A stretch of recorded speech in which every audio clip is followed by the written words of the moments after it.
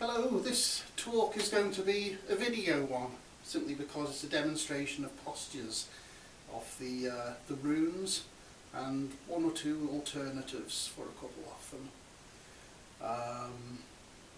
Because I know some people like seeing the postures demonstrated instead of just shown by a stick figure. Also, the names of the runes. I have been asked once or twice how they're pronounced, so you'll hear that here as well. I'm going to steamroller through it because I'd like to keep the file size to at least a moderate level, so you don't spend hours downloading this. First rune is Fehu, which is like this, and the pronunciation is Fehu. Fehu. Posture signifies energy coming from above and below, in one arm, out the other, because it's a constant circulation of energy, of funds, etc. Second rune, Uruz.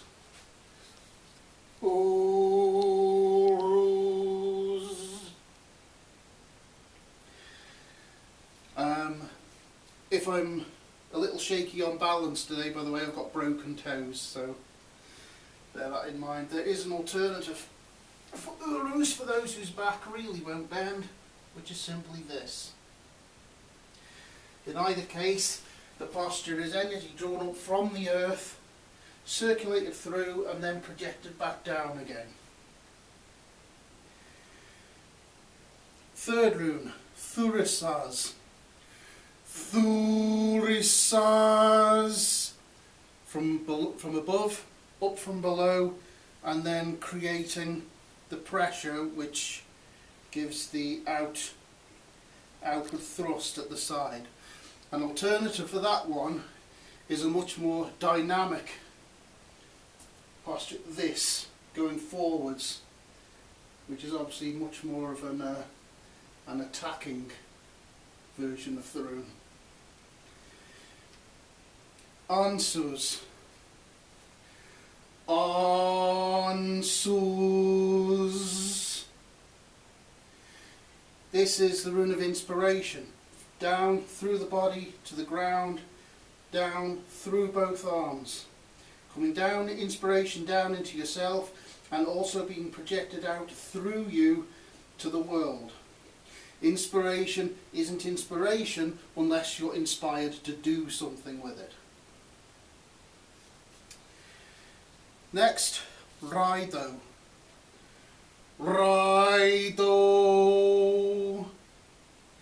Quite simple here, the stability and the motion. An alternative for that, again a much more dynamic one.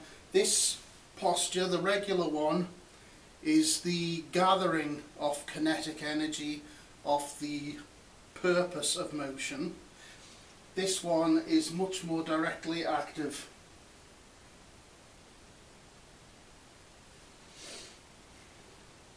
Next, Kainaz. Kainaz. Very simple. Energy in, energy out. Focused, directed. Gabo. Gabo. Here, the X shape, in from all four directions and then out the other side, because it's a constant exchange, and this exchange always changes yourself as the point in the middle. Wunyo. Wunyo.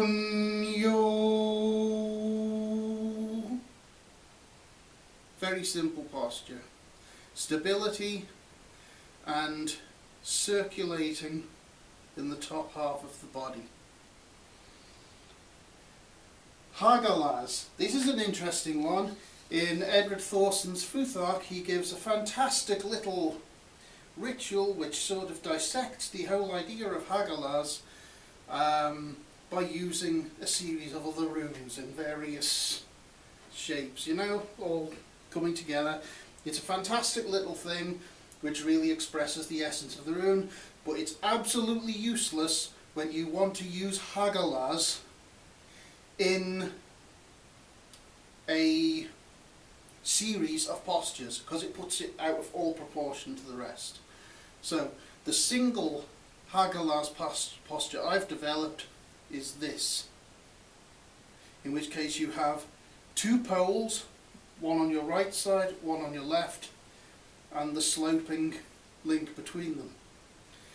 Moving from a more complex position through deconstruction and destruction to a simpler one where renewal is possible. Creation through destruction. Now this.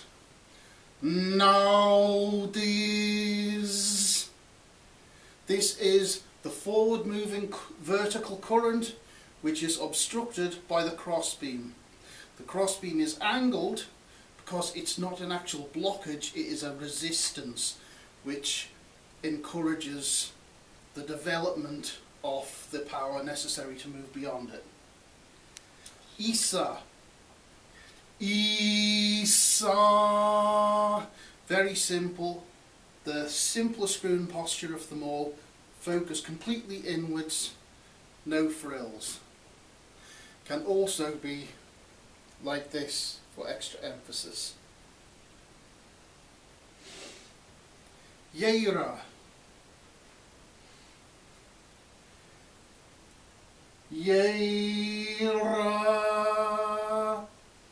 Here we have the two interlocked angles, which are the cycling, spiraling process. Ihwas.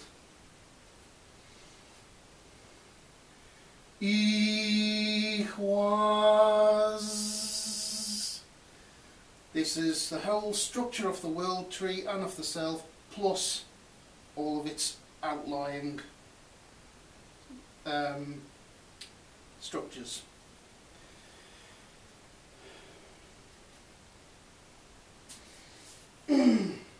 Perthro.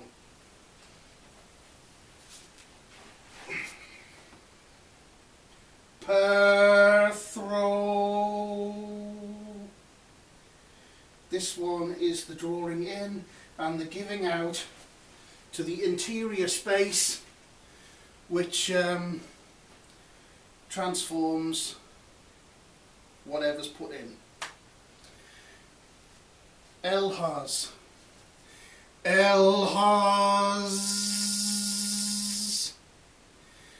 This one, you have divine force coming down both arms into yourself, but at the same time you have you looking up in aspiration. So Willow.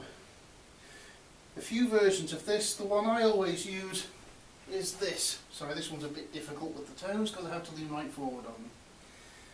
So Willow. And it's simply the descent of the solar energy down through the body. Can also be, and this one is really going to test my toes, like this. Can also be like this. Tiwaz.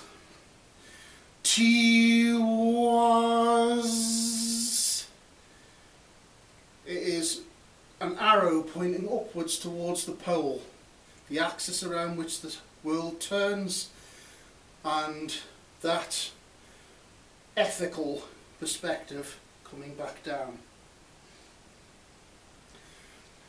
Berkano. This one is the marshalling of the inner self, creating new growth.